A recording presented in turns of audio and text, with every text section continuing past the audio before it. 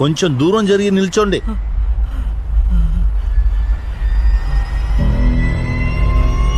టెంకాయ టెంకాయ. అమ్మో శివ శివ,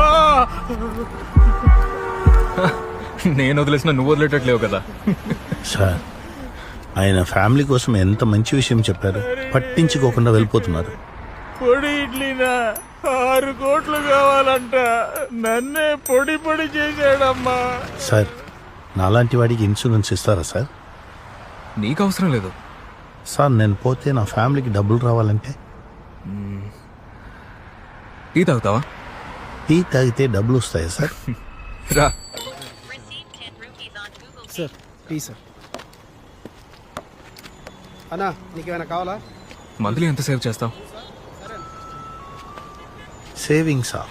సంపాదించేది అంతా ఖర్చులకే సరిపోతులేదు సార్. ముందు డబ్బులు సేవ్ చేసి నాకు ఫోన్ చేయి, అప్పుడు చెప్తాను ఏం చేయాలో. సేవ్ చేయాలా? సేవ్ చేయాలంటే ఖర్చులకు మించి సంపాదించాలి కదా మనం. జీతం రావడానికి ముందే ఖర్చులు లైన్లో నిల్చుంటున్నాయి కదా.